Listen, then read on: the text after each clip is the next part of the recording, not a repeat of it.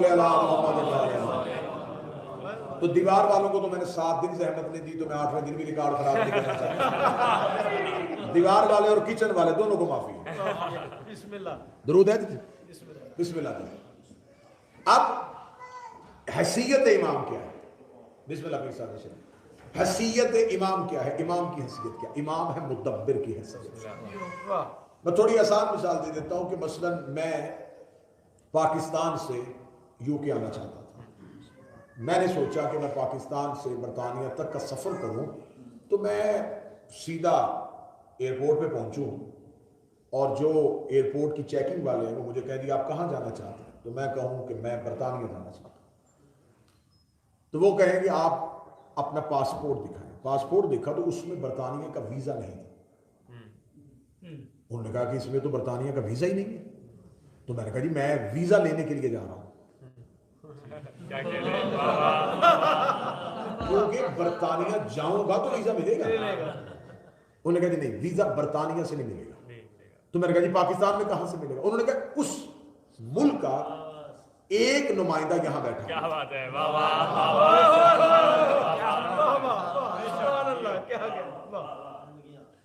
میں نے کہا جی میں اپنا پورا ریکارڈ ساتھ لے کے آیا ہوں، میرے پاس پورے میرے ڈاکومنٹس ہیں، میں اس طرح کرتا ہوں مجھے برطانیہ جانے دیں، میں برطانوی وزیر اعظم کو اپنے ایک ایک پیپر دکھاؤں گا، وہ دیکھ لے گا کہ میرے ڈاکومنٹس بالکل کلیئر ہیں۔ انہوں نے کہا جی کاغذات وہ نہیں دیکھتا،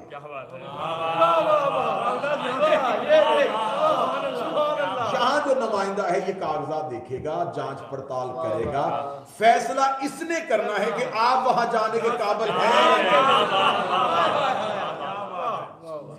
یہ دنیا کا قانون ہے کہ ہر ملک نمائندہ دوسری جگہ پہ موجود ہوتا ہے اور وہ فرد کی حیثیت سے ہوتا ہے۔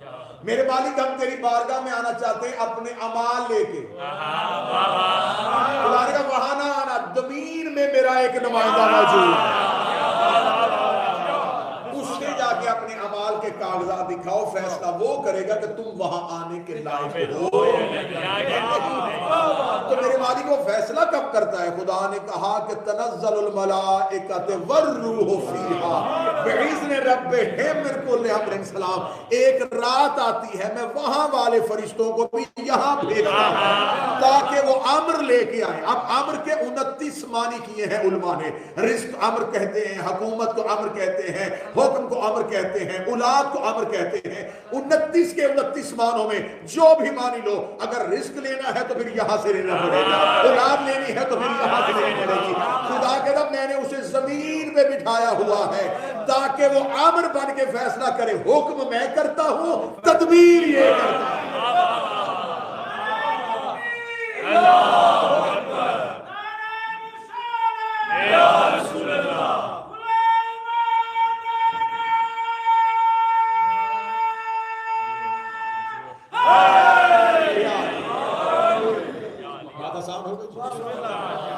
حیثیت امام کو تسلیم کرنا پڑے گا کہ اگر امام کو تسلیم نہیں کریں گے تو پھر بتایا جائے کہ کائنات میں یہ نظام چلا کون رہا۔ جب ہم یہ کہتے تو کہتے ہیں یہ کیسے ہو سکتا ہے کہ کوئی اگر ایسا امام ہے تو اسے نظر آنا چاہیے۔ نظر آنا امام کے لیے ضروری ہے، کیوں؟ خدا عدل کا ترازو کو بالکل برابر رکھتا ہے۔ خدا نے زمین پہ ایک ایسا بھی بھیجا ہوا ہے جو گمراہ کرتا ہے اور وہ نظر نہیں آتا۔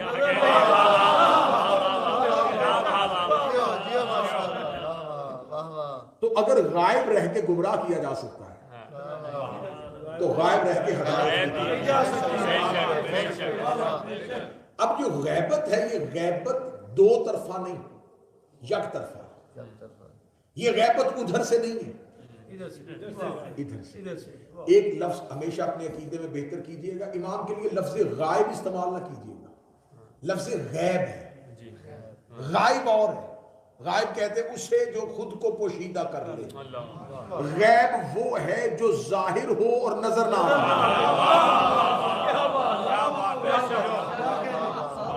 اس کی وضاحت میرے ایک امام کے فرمان سے ملی تھی۔ امام سے کسی نے آگے پوچھا مولا آپ کے پاس غائب کا علم ہے؟ امام نے فرمایا امام سے کوئی چیز غائب نہیں ہوتی. وہ کون سی چیز ہے جو امام سے غائب ہے؟ تو اس نے کہا پھر آپ کے پاس. امام نے فرمایا تو سوال یہ کر غائب کا علم ہے. اس نے کہا غائب اور غائب میں کیا فرق ہے؟ امام فرماتے غائب وہ ہے جو چیز خود کو خود پوشیدہ کرے, غائب وہ ہے جو ظاہر ہے اور تمہیں نظر نہیں آ رہا. اللہ غائب نہیں, جنت غائب نہیں, اور خدا نے قرآن میں پہلی ہی آیت میں یہ کہا یؤمنون بالغیب. یہ صاحب ایمان وہ ہیں جو غیب پر ایمان رکھتے ہیں, یہ مانتے ہیں کہ کچھ ایسا ہے جو ہے صحیح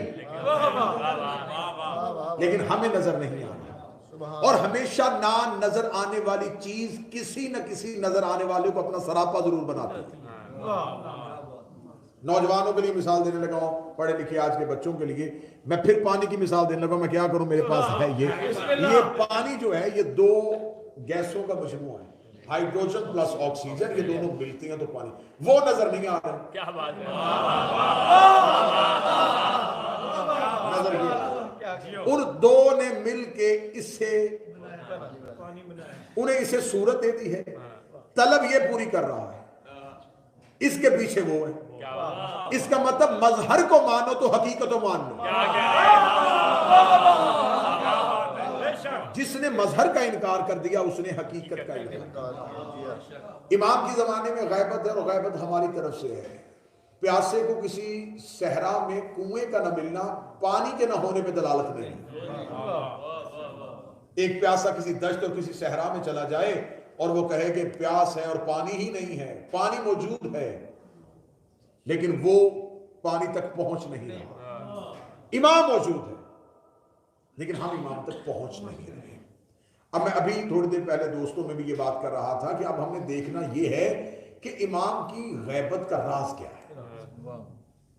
امام کی غیبت کے راز کو جب ہم دیکھتے ہیں تو ہمیں ایک بات کی تھپکی دے کے سلا دیا جاتا ہے کہ صاحب یہ حکم پروردگار سے ہے اور وہ اللہ نے ابھی حکم نہیں دیا, جب وہ حکم دے گا تو پھر یہ ظاہر ہو جائیں گے. اچھا, پھر ہمیں بتایا جائے کہ کائنات میں جب جس نے کلی اختیار امام کو دے دیا تھا تو اس نے امام کا اختیار امام کو کیوں نہیں دیا.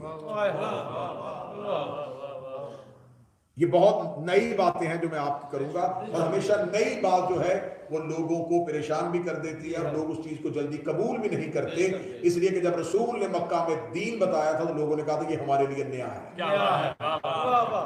ہم اس کو جلدی قبول اس لیے نہیں کریں گے کہ ہم نے ایسا پہلے کبھی سنا ہی نہیں. اب سوال یہ ہے کہ جب وہ امام جسے اللہ نے کلی اختیار دیے ہوئے ہیں, اسے مدبر بنایا ہوا ہے, تو اس کا اپنے ظہور پہ اختیار کیوں نہیں؟ یعنی کہ وہ یہاں آ کے محتاج کیوں ہو گیا کہ میں ظہور نہیں کر سکتا. اس کا مطلب ظہور کا اختیار بھی امام ہی کے پاس ہے. وہ جب چاہیں وہ ظاہر ہو سکتے. اب اس سے اگلے سینے پہ آ جائیے, اگر یہ سارا ظہور امام کے چاہنے پہ مبنی ہے تو وہ ابھی تک چاہ کیوں نہیں رہے؟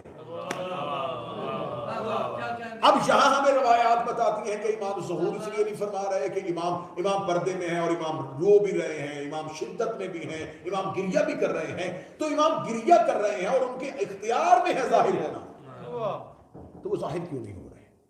صاحب ہمیشہ انسان کی فطرت ہے یہ اپنا الزام دوسرے کے سر پہ دیتا ہے. یہ ہمیشہ کوشش کرتا ہے کہ اپنی کمی کو چھپانے کے لیے کسی کا سہارا ڈھونڈے. بھئی آپ نے نماز کیوں نہیں پڑھی تو فوراً کوئی نہ کوئی ایسا سہارا ڈھونڈنا کہ میں اپنی غلطی اس کے سر پہ ڈالوں. لباس ٹھیک نہیں تھا, کاروبار میں جانے کی ذرا جلدی تھی, آفس کا ٹائم چینج ہو گیا تھا. اب ہم نے کیا کیا, ہم نے اپنا قصور جو ہے یہ بھی امام پہ ڈال دیا. ان کے پاس اختیار ہے, وہ جب چاہیں ظاہر ہو سکتے ہیں. جب امام کی طرف ربط ہوا اور امام سے پوچھا گیا کہ بادشاہ آپ ظاہر کیوں نہیں ہو رہے جب آپ کے پاس آپ کا اختیار ہے, تو فرمایا تمہاری وجہ سے, کیونکہ میں نے ظاہر نہیں ہونا, میں نے قیام کرنا. اگر میرے بعد بھی کوئی امام ہوتا تو جیسے مجھ سے پچھلے اماموں نے ہر دور کے حالات میں خاموشی بھی اختیار کر لی، گوشہ نشینی بھی اختیار کر لی، زہر والا انگور بھی کھا لیا، زہر والی کھجور بھی کھا لی، زہر والا دودھ بھی پی لیا، میں بھی ایسا کر لیتا، لیکن میرے بعد امامت نہیں۔ اب آخری قیام میں نے ہی کرنا، اور قیام تب تک نہیں ہوتا جب تک لشکر نہ ہو۔ میں نے آپ کی پچھلی مجالس میں ایک ڈیڑھ گھنٹہ میں اس بات پہ مسلسل ہسٹری میں بولتا رہا ہوں، امام حسن علیہ السلام نے قیام کیوں نہیں کیا؟ کیا وہ لڑنا نہیں جانتے تھے؟ کیا تلوار نہیں تھی پاس؟ قیام نہ کرنے کی وجہ قلت انصاف، لشکر ہی نہیں، کیوں قیام کریں؟ اور یہ بھی بات یاد رکھیے گا، امام کو اپنی طاقت کے لیے لشکر کی ضرورت نہیں ہوتی، امام کو لشکر کے لیے لشکر کی ضرورت ہوتی کہ کم از کم یہ میرے پیچھے آئیں تو صحیح، تاکہ ان کی عاقبت صحیح ہو۔ اب امام کو اپنے لشکر میں تم نے امام کے لشکر میں نہیں جانا، امام نے تمہیں اپنے لشکر میں شامل کرنا۔ اگلا لفظ اور آسان کر دوں، تمہاری امام کو ضرورت نہیں، تمہیں امام کی ضرورت ہے۔ اب جو آخری قیام ہوا ہے نا، آخری قیام جس نے کیا ہے وہ کریم کربلا نے کیا۔ کریم کربلا کے بعد آج تک امامت نے قیام نہیں کیا۔ آخری قیام امام حسین کا کربلا میں ہوا، اور ناصرین کی تعداد 72۔ اور یہ بھی فرماتے ہیں کہ آج تک پچھلے آئمہ میں سے سب سے زیادہ جو ناصرین کی تعداد ملی ہے وہ اس امام کو۔ تو امام حسین کے بعد جتنے بھی امام آئے، کسی نے خود کو قید خانے میں رکھ لیا، کسی نے گوشہ نشینی اختیار کر لی، ہر دور میں امامت قیام نہ کر سکی۔ اب اگر اس امام کے بعد بھی کوئی امام ہوتا تو شاید یہ امام بھی حالات دنیا کو دیکھتے ہوئے تم لوگوں پہ توکل نہ کرتے، لیکن اب قیام واجب ہے، اب قیام ضروری ہے۔ اب جب قیام ضروری ہے تو اب اس کا مطلب ہے کہ ظہور رکا ہوا ہے ہماری وجہ سے۔ ظہور کی ہونے کی نا وجہ ہم خود ہیں۔ اب یہاں پر عام فہم میں دلیلیں نہیں دوں گا کہ دیکھیں کردار اچھے نہیں ہیں، یہ اچھا نہیں ہو رہا، یہ اچھا نہیں ہو رہا۔ سب سے پہلی بات جو امام کے لیے ضروری ہے، امام کے ظہور کے لیے، امام کے رستے کو ہموار کرنے کے لیے، کہ آپ کو امام کے ساتھ قیام ذات کے لیے نہیں، امام کے لیے کرنا۔ میں نے آپ کو پچھلی مجالس میں بتایا کہ کوفہ والوں نے خطوط لکھے۔ خط کب لکھے؟ جب ان کے اوپر ظالم حاکم آ گیا۔ اب انہیں خبر تھی کہ یہ گردن بھی کاٹ رہا ہے، یہ ہمارے بچے بھی مار رہا ہے۔ اب امام کو بلایا بھی تو امام کے لیے نہیں، اپنے لیے۔ یعنی کوفہ والے الاجل کہہ رہے تھے تو وہ بھی لالچ کی بنیاد پر، اور امام کوفہ نہیں آئے۔ جو امام مکہ سے غازریہ اور نینوا تک پہنچ گیا تھا وہ امام کوفہ آ سکتے تھے۔ امیر المومنین اگر دارالحکومت کوفہ بنا سکتے ہیں تو کریم کربلا بھی تشریف لا سکتے تھے۔ نہیں آئے، کیوں نہیں آئے؟ کیونکہ کوفہ میں قیام کی سکت نہیں تھی۔ اس کا مطلب ہے کہ امام اس قوم میں تب تک نہیں آتا جب وہ قیام کرنے کی صلاحیت میں نہیں آتا۔ اب ہمارے پاس قیام کرنے کی صلاحیت اور ہمارے پاس قیام کرنے کی سکت کیا ہے؟ ہم چاہتے ہیں کہ امام ظہور فرمائیں اور ہمیں مشکلوں سے نکالیں، ہمیں مصیبتوں سے نکالیں۔ میں انتہائی معذرت کے ساتھ یہ گزارش کرنے لگا ہوں، ہم آل محمد کو بھی مانتے ہیں تو اپنے لیے مانتے ہیں۔ ہمیں خبر ہے کہ ان سے زیادہ بہتر مدد کرنے والا کوئی نہیں۔ ہمیں پتا ہے کہ مشکل ان کے علاوہ ٹال ہی کوئی نہیں سکتا، صحت ان کے علاوہ دے ہی کوئی نہیں سکتا، قبر میں ان کے علاوہ آئی کوئی نہیں سکتا، محشر میں ان کے علاوہ شفاعت کاری کوئی نہیں سکتا، جنت میں کسی اور کی سرداری ہے ہی نہیں۔ تو اس کا مطلب ہے آل محمد کو ماننا بھی ہماری مجبوری اس لیے ہے، ہمارا لالچ ہے۔ میں بھی گزارش کر رہا تھا کہ میں نے آج تک علم پہ بغیر منت کے سیب چڑھتے ہوئے نہیں دیکھا۔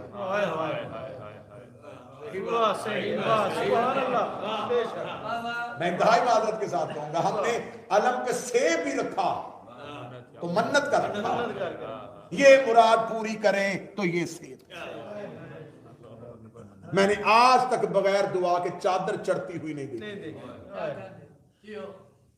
میں نے بغیر آج تک بغیر حسرت کیے ہوئے کسی شیعہ کے گھر میں کھیر پکتی ہوئی نہیں دیکھی۔ تو ہم نے تو اپنی حاجات کے لیے ہم نے کہا ہے کہ ہم دیا بھی علم کے نیچے جلاتے ہیں تو منت کا دیا نہ جلاؤ، عشق کا دیا جلاؤ۔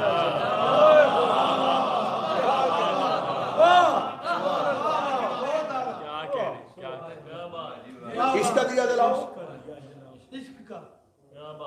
جب تم میں اور امام کے درمیان سے لالچ ختم ہو تمہیں امام نظر آنا شروع۔ لالچ کس چیز میں ہوتا ہے؟ لالچ ہے ہمارے نفس میں۔ جتنی بھی خواہشات ہمارے نفس کی ہے نا، نفس کی خواہش ہے اچھا گھر، نفس کی خواہش ہے اچھی گاڑی، نفس کی خواہش ہے یہ مل جائے یہ مل جائے یہ مل جائے، یہ سب کچھ نفس۔ اب بات کو ختم کرنے لگا ہوں، امام کی اور ہمارے درمیان جو رکاوٹ ہے نا، جو دیوار ہے وہ نفس ہے۔ جب انسان مرتا ہے تو نفس کو موت آتی ہے، کل نفس ذائقۃ الموت، نفس مرتا ہے، روح نہیں مری، روح موجود ہے، روح زندہ ہے، مرا نفس۔ اس سے اچھی دلیل بابا جی ہوئی کوئی نہیں۔ نفس مرتا گیا، ساتھ ہی امام نظر آ گیا۔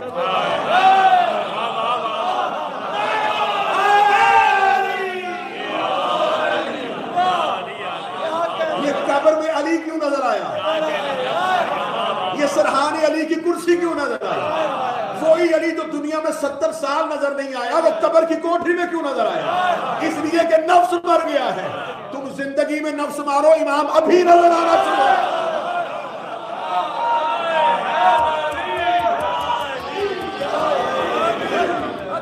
ابھی امام نظر آنا۔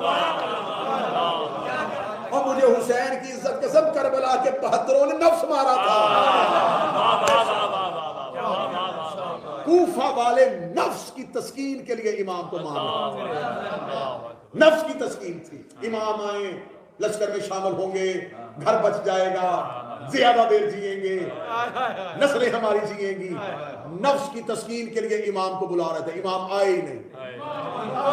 اور جس نے نفس مارا ہوا تھا اسے خط لکھ کے بلایا۔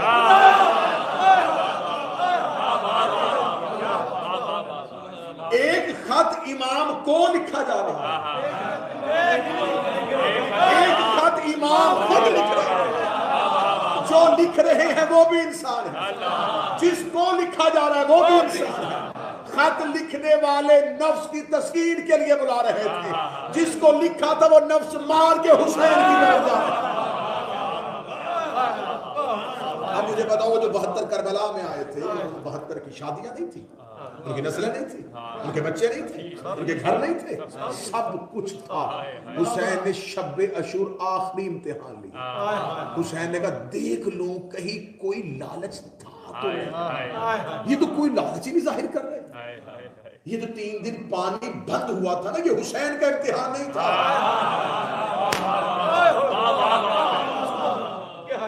آپ کیا سمجھتے ہیں کہ امامت پیاسی ہو گئے اور امام کا امتحان؟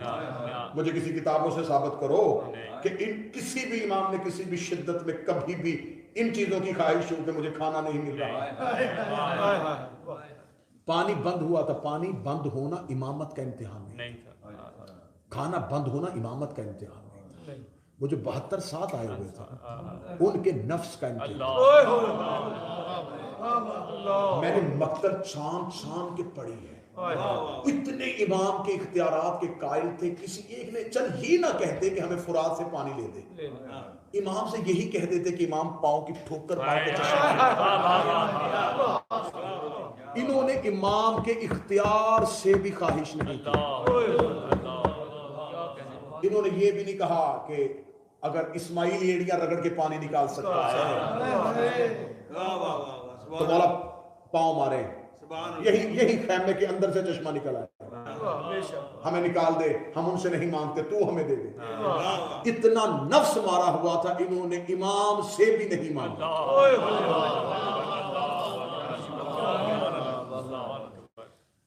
کیا لالچ تھا؟ لالچ کدھر رہ گیا کہ ہم سب کچھ امام سے مانگ رہے ہیں نا، یہ سامنے بیٹھے ہوئے امام سے بھی نہیں مانگ رہے.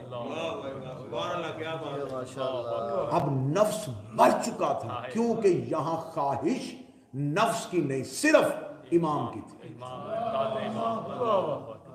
ہمارا امام کیا چاہتا ہے؟ پیاسا، ہم پیاسے رہے، یہ چاہتا ہے ہمارا امام چاہتا ہے ہم بھوکے رہے تو ہاں ہیں بھوکے. اب یہ سب کچھ کیسے ہوتا ہے؟ ہمیشہ جب آپ کسی چیز کو نفس پہ غلبہ کب ہوتا ہے؟ کسی انسان کو بہت بھوک لگی ہو نا، شدت کی بھوک، اب اس کا نفس خواہش کر رہا ہے کہ بھوک ہے. اللہ نہ کرے میں مثال دے رہا ہوں کسی بھی انسان کی، اس کے کان میں آواز پڑی کہ اس کا باپ مر گیا ہے. اب مجھے بتاؤ کہ بھوک رہے گی؟ نہیں. وہ غم جو ہے نا وہ بھوک پہ غالب ہے. وہ جو تھوڑی دیر پہلے پانی مانگ رہا تھا، کھانا مانگ رہا تھا، اس سے لوگ پکڑ پکڑ کے کہہ رہے ہیں پانی پی، کھانا کھا. کیوں نہیں کھا رہا؟ باپ کی محبت بھوک پہ غالب ہے. کربلا والوں کو پیاس لگ ہی نہیں رہی، امام کا عشق بھوک پہ غالب ہے، پیاس پہ غالب ہے. لوگ کہتے ہیں یہ جو شیعہ زنجیر مارتے یار ان کا بدن کٹتا ہے انہیں تکلیف نہیں ہوتی. جب ماتمی چھری جسم پہ مارتا ہے تو حسین کا عشق بدن کی تکلیف پہ غالب آ جاتا ہے. اور جب عشق غالب آ جائے تو پھر نفس اپنے آپ کی ساری صلاحیتوں کو مار دیتا. مسلسل عرفان پڑھ رہا ہوں سرکار، وہ غیبت نہیں پڑھ رہا، وہ انتظار نہیں پڑھ رہا جو مدت سے پڑھا جاتا ہے کہ یہ ہے، یہ نہیں ہے، بس گناہگار ہے جی، بس کہاں امام کہاں. نفس کو ختم کیا کربلا والا. امام نے کہا آخری امتحان لو. امام نے شب عاشور کہا کہ شاید آنکھیں نہیں ملا رہے، چراغ بجھا کے. اس سے بڑا امتحان اللہ کی کائنات میں کسی نبی نے بھی نہیں دیا. حسین نے کہا جنت دیتا ہوں. انہوں نے کہا ہمیں جنت بھی چاہیے. یہ کائنات کے پہلے نفوس تھے جن کو جنت کی خواہش بھی نہیں تھی. یار ہم نفس مارتے ہیں جنت ملے. خدا نے کہا رمضان کے اتنا وقت بھوکے رہنا تو ہم نے نفس مارا، کیوں؟ جنت مل جائے گی. نفس مارا صبح اٹھیں گے نماز پڑھیں گے جنت مل جائے گی. نفس مارتے ہیں جنت کے لیے. حسین کا شاید انہوں نے نفس مارا جنت کے لیے. حسین کا جنت دوں؟ جنت بھی نہیں چاہیے. حسین نے ان 72 غیر معصوموں کو امام کے عشق میں ایسے دکھا کے کہا کہ قیامت تک کہیں یہ نہ کہنا یہ سوائے معصوم کے کوئی نہیں کر سکتا.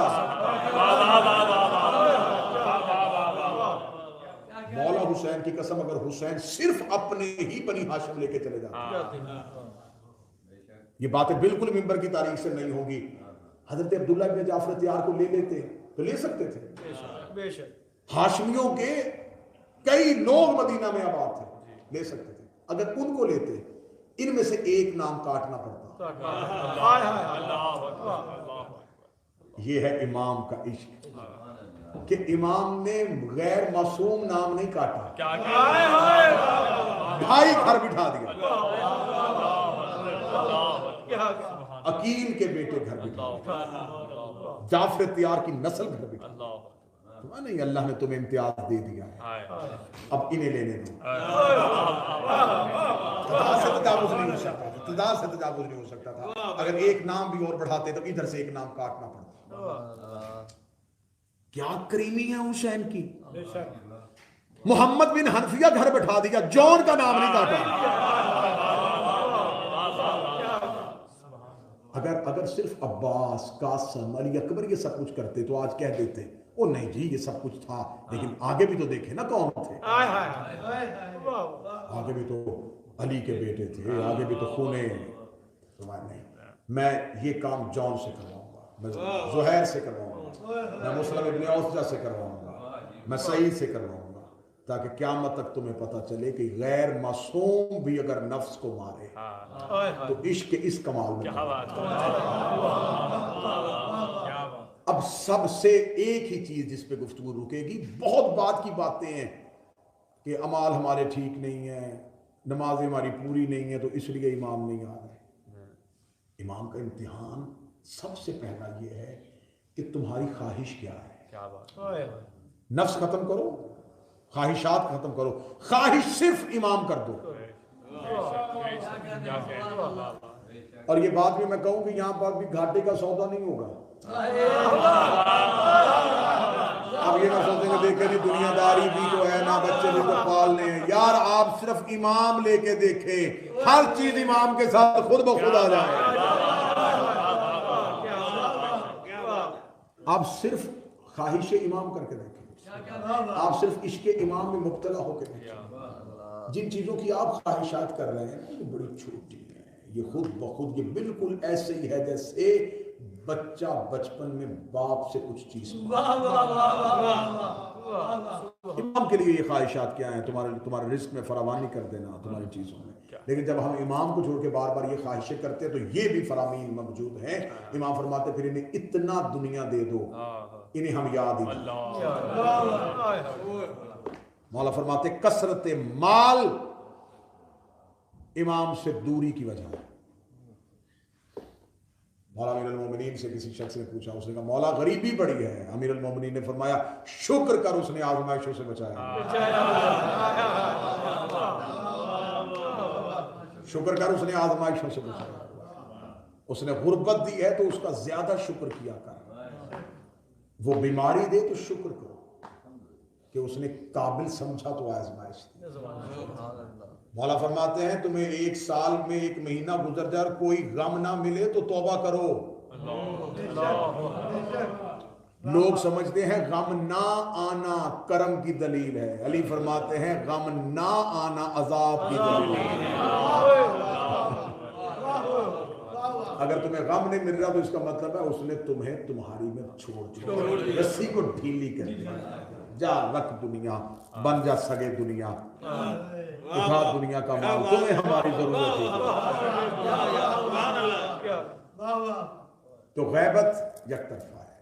غیبت آج نفس جس نے، یہ نہیں ہے کہ یہ بھی بات غلط ہے، بس میں آخری بات کہنے لگا ہوں، یہ بات غلط ہے کہ اگر کوئی بندہ یہ سمجھے کہ امام تو بالکل کسی کو بھی نہیں مل رہے۔ مولا فرماتے جب میں ظہور کروں گا میرا ہر شیعہ مجھے دیکھ کے کہے گا آپ کو تو میں نے پہلے دیکھا۔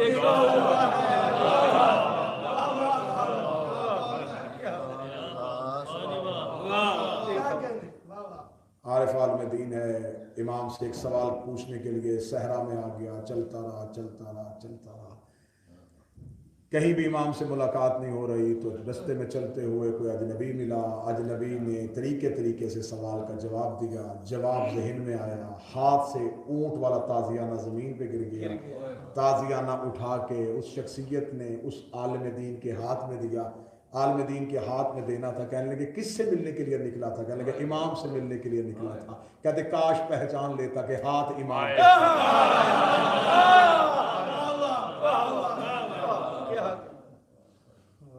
اتنے واقعات ہیں، اتنے واقعات ہیں، اتنے واقعات ہیں، پڑھوں تو رات بیت جائے کہ امام سے ملاقات ممکن ہے۔ یہ نہیں ہے کہ ملاقات امام ممکن نہیں ہے، امام سے ملاقات ممکن ہے، لیکن مولا فرماتے میں ہر ایک سے ملوں گا اس کے عرفان کے مطابق، اس کی معرفت۔ مولا فرماتے میں لمحہ بھی تم سے دور نہیں ہوتا، لمحہ دن کی بات نہیں۔ امام فرماتے میری نظریں مسلسل تم پہ رہتی ہیں، دشمن تمہیں تکلیف نہ پہنچائے، درندوں کے جنگل میں نے تمہیں بچا کے رکھا۔ اس سے بڑھ کے امام کے ہونے کی دلیل کیا ہے؟ جس امت نے اماموں کو قتل کر دیا تھا، جنہوں نے نبی کا بیٹا نہیں چھوڑا تھا، آج کھل کے عزاداریاں کر رہے ہیں تو امام صاحب، آج ان کا نام لے رہے ہو تو امام صاحب۔ امام فرماتے ہیں میں مسلسل تمہیں دیکھ رہا ہوں۔ اپنی نسلوں کی تربیت اس انداز سے کرو کہ اپنے بچوں کو امام کے ہونے کا یقین اتنا دلا دو کہ ان کو خبر ہی نہ ہو کہ وہ نہیں ہیں۔ گھر میں کھانا ہو، دسترخوان بچھا ہو تو ایک شخص کی جگہ خالی چھوڑ دو، بچے پوچھے یہ کس کی ہے تو کہنا ہمارا امام دسترخوان پہ آئے۔ جب بچوں کو پتہ چل جائے نا کہ ہمارا امام ہمارے گھر آتا ہے، تو جو بچہ باپ کے سامنے سگریٹ نہیں پیتا، جب اس کے امام کے ہونے کا اتنا یقین ہو جائے گا تو پھر وہ گناہ نہیں کرے گا، اسے خبر ہوگی کہ میرا امام مجھے دیکھ رہا ہے۔ ایک شخص نے امام سے اتنی ملاقات، بس آخری لفظ کہہ رہا ہوں، اتنے، کبھی شب جمعہ کربلا، کبھی مسجد سہلہ میں بیٹھا ہوا ہے، کبھی مسجد کوفہ میں بیٹھا ہوا ہے، مسلسل کرتے کرتے کرتے کرتے تھک گیا، کوئی جگہ نہیں چھوڑی امام سے ملنے کی، کہیں امام نہیں مل رہے۔ خانہ کعبہ کی دیوار کے ساتھ ٹیک لگا کے بیٹھا اور پاؤں کا انگوٹھا پھٹ گیا تھا امام کو ڈھونڈتے ڈھونڈتے، پاؤں کے انگوٹھے سے خون نکل رہا ہے، بدن کا لباس تار تار ہو چکا ہے، دیوار کعبہ کے ساتھ ٹیک لگا کے بیٹھا تھا، یا دیکھا کہ ایک شخص نورانی چہرے والا آ رہا ہے، ایسے چونک کے اٹھا، اس نے دور سے دیکھا کہ میں وہ نہیں جو تو سمجھ رہا ہے۔ کہنے کا کون ہے تو؟ کہنے کا تمہیں امام بلا رہا ہے۔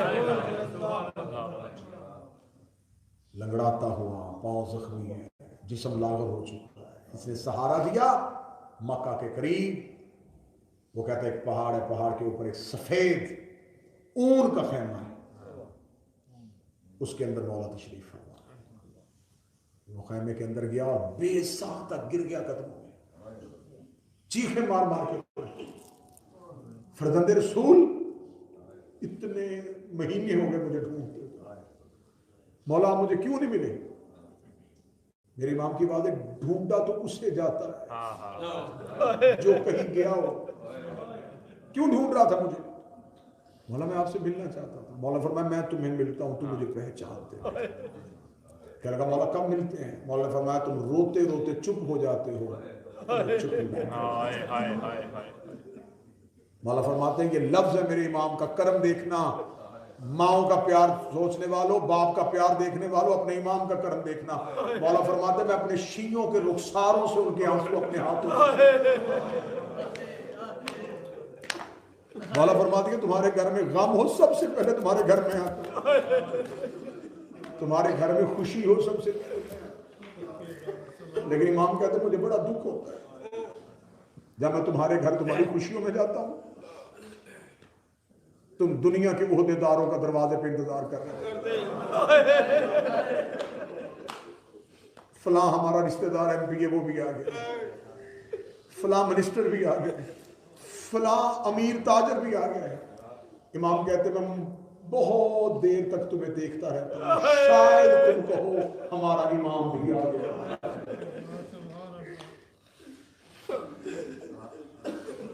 مولا فرماتے پھر ایک جگہ ہے، کہیں اور مجھے ڈھونڈو نہ ڈھونڈو، مجلس شبیر میں مجھے ضرور ڈھونڈو۔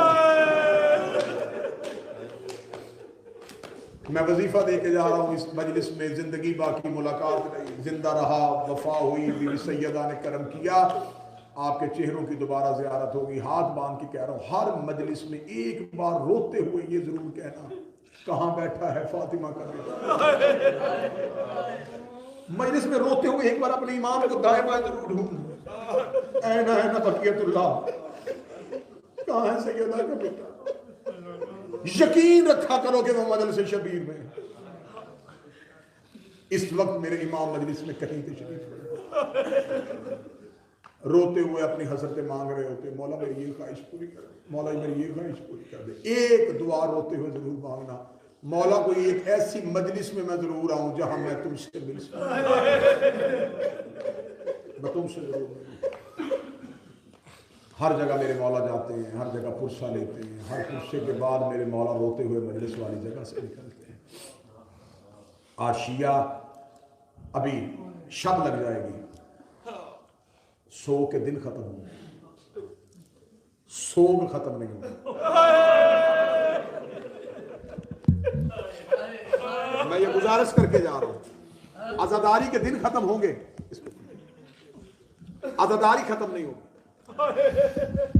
یہ صرف میرے مولا نے تم پہ کرم کیا ہے کہ جاؤ اپنے اپنے گھروں میں دروازے کھولو، اپنے بیٹوں کی شادیاں کر لو، اپنی خوشیوں میں چلے جاؤ، لیکن یہ نہ سمجھنا کہ سو کے دن ختم ہوئے تو شاید اب رونا ہی نہیں ہے، بس توجہ میری طرف کیجیے گا، یہ سوچ کے اب 8 ربیع الاول کے بعد اگلے 4 محرم تک یہ سوچتے رہنا کہ ابھی 40 دروازوں کے تالے نہیں کھلے، ابھی سوگ آل محمد کے گھر سے ختم نہیں ہوا، ان کا سوگ ختم ہوگا جب آ جائے گا ان کا بیٹا، آباد ہو گے 40 دروازے، علی اکبر کے سر پہ سجے گا صحرا، قاسم کے سر پہ سجے گا صحرا، اصغر جوان ہو کے بابے کی شاہی دیکھے گا، آل محمد کے گھر میں مسکراہٹیں تباہ، ابھی آباد گھر آباد نہیں ہوا، میرے وارث کا ظہور ہو، بند تالے کھلے۔ میں نے صرف تمہارے ڈر کی وجہ سے کہا ہے کہ تالے بند کھلے۔ سادات تشریف فرمایا اگر کوئی سید مجھے معاف کر دے تو میں اگلا جملہ پڑھوں، میرا امام ظاہر ہو تاکہ سکینہ کی رسیاں اللہ جلیہ امام، تاکہ جو آج تک بند رسیوں کے ساتھ شام کے قبرستان اس کے ہاتھوں کی رسیاں زہرا کا پہلو سے ہاتھ، زینب شام سے مدینے جانے، گھروں کی آبادی، دین بچ گیا، ہماری بہنوں بیٹیوں کے سروں پہ چادریں آ گئی، ہماری مسجدوں میں سجدے گاہ آ گئے، ہمارے گھروں میں قرآن آ گیا، مدینے میں نہیں واپس آیا تو حسین کا سر نہیں، آج مستورات میں برآمد ہوگی سیدادیوں کی ہماریاں، اتنا انتظام کیا ہے ماتمیوں نے کہ انہوں نے مسلسل مجلسوں میں اعلان ہوتا رہا جی آخری مجلس میں ہماریاں صرف بیویوں میں برآمد ہیں۔ یہ ہے میری قوم کا آل محمد سے محبت، یہ بیویوں کی ہماری کی شبیہ بھی مردوں کو نہیں دیکھ رہے، رکھ میرے سر پہ قرآن، شرابیوں کا مجمع تھا، علی کی بیٹیاں رو رو کے کہہ رہی تھی آنکھیں بند کرو، ہم علی کی بیٹیاں۔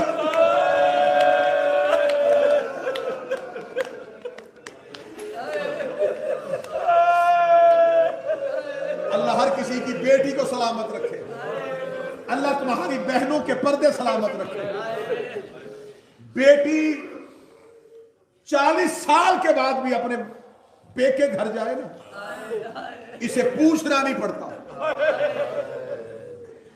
40 سال بعد اپنے بھائیوں کے شہر جانا پڑے، باپ کے شہر جانا پڑے، چھوٹے چھوٹے بچوں کو شہر کے دور سے بتانا شروع کر دے، اٹھو میں تمہیں بتاؤں میرے بابے کا شہر آنے والا ہے، بچوں کو اٹھا کے کہتے ہیں یہ میرے باپ کی حویلی ہے، وہ گھر میرے بھائی کا ہے، اس گھر میں اپنے باپ کے ساتھ رہتی رہی ہوں، رکھ میرے سر پہ قرآن، 1.25 سال کے بعد واپس آئی ہے، مدینے کے باہر کمر پہ ہاتھ رکھ دی، سجاد یہ مدینہ ہے،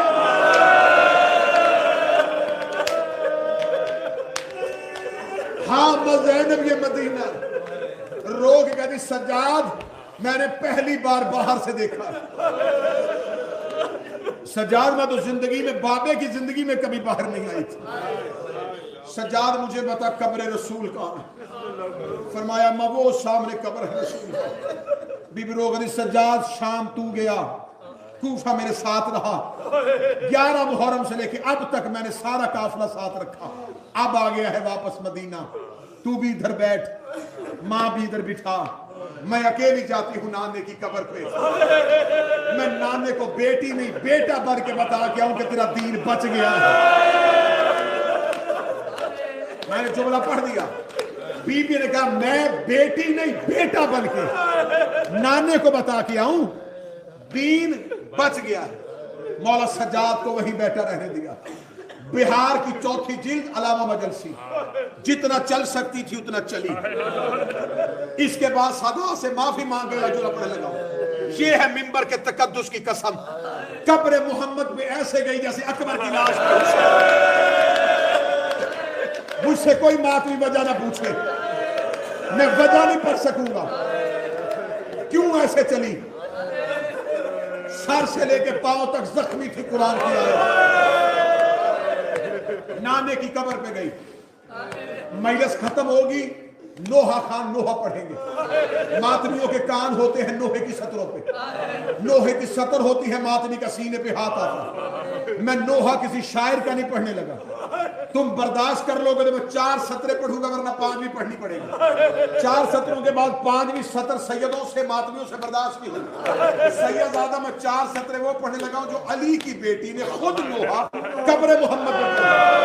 بی بی نے آ کے قبر رسول کے دروازے پہ ہاتھ رکھا, بی بی نے نوحے کی پہلی سطر پڑھی. بی بی رو کے دی نانا قبر سے نکل کے پہچان میں وہی زینب ہوں. پہلی سطر میں نے پڑھ لی, دوسری سطر پڑھنے لگا. بی بی رو کے کہتی نانا تیری اذان بچ گئی, میرا مؤذن مارا گیا. تیسری سطر پڑھنے لگا. بی بی رو کے کہتی نانا تیری نماز بچ گئی, میرا نمازی کربلا میں مارا گیا. چوتھی سطر ایسے سننا جیسے غریب مجلس سنتا ہے. چوتھی سطر پڑھنے سے پہلے علی کی بیٹی نے گٹھڑی کھولی, گٹھڑی سے حسین کا تیر والا کرتا نکال کے قبر محمد پہ چادر بنا کے ڈالا. رو کے دی نانا ایک بار قبر سے نکل کے پہچان, یہ اسی حسین کا کرتا ہے جو تیری زلفیں تھاما کرتا تھا. قبر محمد ہل گئی, آواز آئی زینب کرتا ہٹا, زینب کرتا ہٹا. اب سید مجھے دیکھ کے ماتم کرنا. رو کے دی نانا تجھ سے بیٹے کا کرتا برداشت نہیں ہوا, رات آدھی ہونے دے, میں اکیلی تیری قبر پہ آؤں گی, تیری قبر کا چراغ بجھا کے میں تجھے. حوصلہ حوصلہ, میں تجھے اپنا لباس دکھاؤں. تو نے بیٹے کا لباس برداشت نہیں کیا. نانا تیری امت نے اتنا تیرے بیٹوں کو نہیں مارا جتنا تیری شریف بیٹیوں کو مارا. نانا نانا میں زینب آ گئے. نانا کچھ دکھ میرے سن. ہل گئی مصطفیٰ کی قبر. فرمائی زینب مجھے درد نہ سن. گٹھڑی اٹھائی, حسن کی قبر پہ آئی. رو کے دی بھائی بہنوں کے درد سنتے ہیں. کیا بہن تجھے اپنے درد سنائے؟ حسن میں نے تیرے جنازے سے تیر نکالے تھے. حسن مجھ سے درد سن. قبر حسن سے آواز آئی عالیہ میرے تو کفن کا رنگ نہیں ابھی بدلا, مجھے درد نہ سنانا. ایک بار نانے کی قبر دیکھی, ایک بار بھائی کی قبر دیکھی, نظر پڑ گئی ماں کی کچی قبر پہ. رو کے کہنے لگی اماں ماں بھی بیٹی کی نہ سنے. شریف بیٹیوں کا دستور ہے.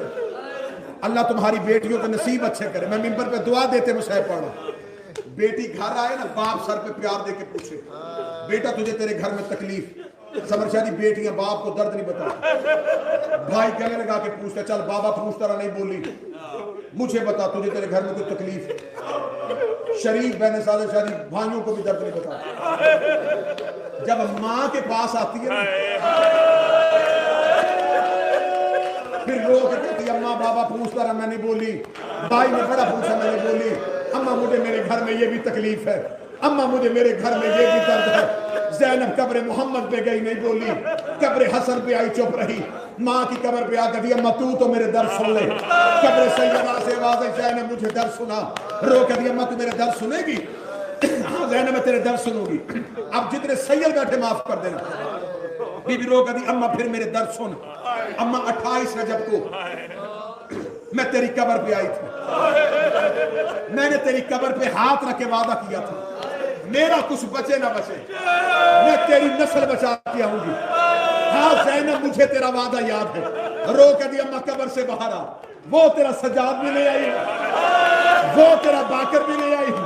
اگلا جملہ پڑھو جس میں تم نے ماتم کرنا ہے. اپنے دامن کو چھاڑ کے کہتی نہ میرا آن آیا ہے, نہ میرا محمد آیا ہے. میرے کربلا میں سو گئے, تیرے بیٹے بچا کے آگے. زینب شکریہ رو کہتی اماں تیرا سجاد بڑی قیمت دے کے بچایا. اماں جب تیرے دروازے کو آگ لگی تو نے علی بچایا تھا. اماں صرف تو نے آگ میں علی نہیں بچایا, اماں میں نے بھی آگ میں علی بچایا. اماں جب تیرے دروازے کو آگ لگی میں چھوٹی تھی, جب امت نے بابا کے گلے میں رسی ڈالی تھی, اماں تو نے بابے کے کرتے پہ ہاتھ رکھ لیا تھا. اماں امت نے نہیں چھوڑا, تو نے بددعا کے ہاتھ اٹھائے تھے.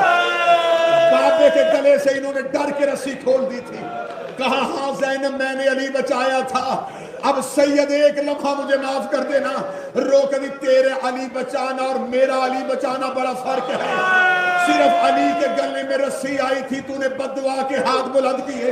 اما حسین گھوڑے کی زین سے گرا, 300 قاتل ہاتھوں میں نیزے لے کے تیرا سجاد قتل کرنے کے لیے خیمے میں آیا. اما میں نے 300 قاتلوں کے درمیان سے سجاد اٹھایا. اما میں نے اپنی پرس پہ سجاد رکھا. اما کوئی مجھے دائیں سے نیزہ مارتا, کوئی مجھے بائیں سے نیزہ مارتا. اما میرا سر زخمی, میرے بازو زخمی, میرے پہلو زخمی. اما میں قاتلوں کے نیزوں سے تیرا سجاد نکال کے لے آئی. اما میں شام کے بازار میں پتھروں کے ہجوم میں تیرا سجاد بچاتا ہوں. اما وہ بیٹھا ہے تیرا سجاد, کیونکہ اماریوں کی برآمدگی ہے. میں ایک منظر اور پڑھنے لگا, خبر پہنچ گئی مدینے کے سید واپس آ گئے. مدینے کی چھوٹی چھوٹی بچیاں بشیر کے گھوڑے کے سامنے کھڑی ہو کے کہتی سکینہ آئی کہ نہیں آئی. 13 سال کے جوان پوچھتے بشیر قاسم آیا کہ نہیں آیا. 18 سال کے جوان پوچھتے اکبر آیا کہ نہیں آیا. بشیر اعلان بھی کرتا جا رہا, روتا بھی جا رہا تھا. غازی کی ماں نے نہیں پوچھا حسین آیا کہ نہیں آیا, اکبر آیا کہ نہیں آیا. عباس کا صرف اتنا پوچھا بشیر عباس آیا. بشیر دے رہا بی بی میں نے تو سنا تھا کہ تو آل محمد کی بڑی وفادار ماں ہے, تو نے زہرا کے بیٹے کا نہیں پوچھا, تو نے اپنے بیٹے کا پوچھا. رو کر اس لیے پوچھا اگر عباس آیا تو سارے آئے, اگر عباس نہیں آیا تو پھر کوئی بھی نہیں آیا. کہا بی بی عباس بھی مارا گیا, حسین بھی مارا گیا, اکبر بھی مارا گیا, اصغر بھی مارا گیا. خبر پہنچی ہے اکبر کی بہن کے کان میں, بی بی صغرا کے کان میں خبر پہنچی. وارث واپس آ گئے. بی بی گئی نانی ام سلمہ کی حویلی میں, نانی میرے وارث واپس آ گئے, دے مجھے اجازت میں مدینے کے باہر سے وارثوں کا استقبال کروں. سر پہ لی ماں والی چادر. قبر محمد حویلی سے اتنی دور نہیں تھی, قبر محمد اور آل محمد کے گھر کا قدموں کا فاصلہ تھا. سر پہ لی ماں فاطمہ والی چادر, پاؤں تک چادر تطہیر, ارد گرد کنیزوں کا حلقہ, کنیزوں کے حلقے میں چلی ہے اصغر کی اور اکبر کے حصے کی بہن حسین کی بیٹی صغرا. کنیزوں نے حلقہ باندھا, بی بی وارثوں کو لینے کے لیے چلی. یہ کنیز کی آواز ہے بی بی رکیے, رستے میں کوئی مسافر بیٹھا. اب مجھ سے پوچھو کون بیٹھا؟ اس رستے میں حسین کا سجاد بیٹھا. کنیز کی آواز ہے مجھے مسافر اٹھانے دے, گھروں میں روگے, بستر پہ روگے. ایام ازا کا آخری پرسہ ہے, اگلے سال ہم میں سے وہ روئے گا جو رہے گا. آج ودا ہو رہی ہے محمد کی بیٹی, آج ودا ہو رہی ہے علی کی بیٹی. میں چاہتا ہوں کہ بیویوں کا ودا گریے میں ہونا چاہیے, ہم چیخے مارے اور محمد کی بیٹی ودا ہو جائے. آج ودا کرنا ہے رسول کی بیٹی کو. تم نے اس امام بارگاہ سے مولا منتظمین کو سلامت رکھے, ماتمیوں کو سلامت رکھے. یہ بارگاہ تاظہور امام زمان قائم دائم رکھے. میرا بارگاہ دنیا میں تشریف لائے تو میرا شہنشاہ اس بارگاہ میں اپنے قدم رنجا فرمائے. دعا دے کے حسین کا ذاکر ہو کے اگلا جملہ پڑھنے لگا. کنیز کہتی ہے بی بی مجھے مسافر اٹھانے دے. کنیز چلتی چلتی وہاں جہاں سجاد بیٹھے تھے, مولا سجاد کی کمر کے پیچھے کر دے, مسافر رستہ چھوڑ.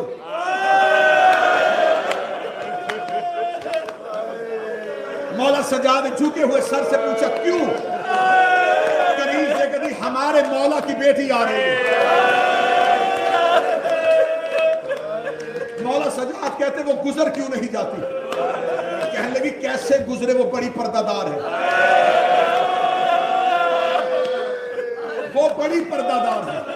آل محمد صحت دے، زندگی اور صحت کے ساتھ آ کے بچوں کو ملے، حسین کے ذاکر ہیں آپ، مسائل میں دعا دے کے جا رہا ہوں۔ روتے ہوئے مولا سجاد نے کہا میں پردے سے بڑا واقف ہوں۔ اپنی بیوی سے کہا میں آنکھوں پہ ہاتھ رکھتا ہوں، میرے پیچھے سے گزر جا۔ اگلا جملہ جو کنیز نے کہا سجاد تڑپ گیا۔ پڑھو جملہ، کنیز نے کہا کیسے گزاروں، وہ عباس کی بھتیجی ہے، عباس کا نام آنا تھا۔ سجاد نے زخمی ہاتھ زمین پہ رکھے، سجاد اٹھ کے کھڑا ہونے لگا۔ سجاد رو کے تو نے نام وہ لے لیا ہے، اب مجھ پہ کھڑا ہونا واجب ہو گیا ہے۔ ادھر سجاد کھڑا ہونے لگا، یا سغرا کی آواز آئی بیٹھا رہنے دے، اس کا لہجہ میرے سجاد سے یہ بولا مجھے میرا سجاد یاد آ گیا، اس کا لہجہ میرے سجاد سے ملتا۔ حوصلہ حوصلہ، جب کہنا بیٹھا رہنے دے، اس کا لہجہ میرے سجاد سے ملتا۔ مولا سجاد کہتے نہیں، اب نام ایسا لے لیا ہے، اب تو میں اٹھا۔ مولا سجاد اٹھ کے کھڑے ہوئے، بی بی سغرا پیچھے سے گزر گئی، سال بعد سگی بہن بھائی سے پردہ کر کے گزر گئی۔ آخری 1 منٹ ہے، اس پہ جتنا گریہ ہو سکے کر لینا۔ جب بہن گزر گئی نا، 5واں امام کم سنی اٹھے، بابا کے کرتے میں بابا کربلا سے لے کے شام، شام سے مدینہ، باقر نے تجھ سے کچھ نہیں مانگا، ایک اجازت دے، پھپھی کو جا کے بتا کے ہوں کہ یہ تیرا بھائی ہے۔ آواز آئی باقر اجازت ہے۔ اب جناب باقر چلے، حالت کیا ہے؟ چہرے پہ تماچوں کے نشان، سر پہ سفروں کی ریت، پھٹا ہوا کرتا۔ جناب باقر نے سغرا بی بی کے برقعے میں ہاتھ رکھا، بی بی سغرا مڑ کے کہتی بچہ ہاتھ چھوڑ، تجھے نہیں پتا میں حسین کی بیٹی ہوں۔ باقر دیکھ کے کہتے مجھے پھپھی پہچان، مجھے پھپھی کہنے والا تو کوئی سجاد کا باقر ہے؟ آواز آئی میں تیرا باقر ہوں۔ کب باقر تو ہے تو بابا کہاں ہے؟ کہتے جس سے پردہ کر کے آ گئی ہے وہی تیرا سجاد ہے۔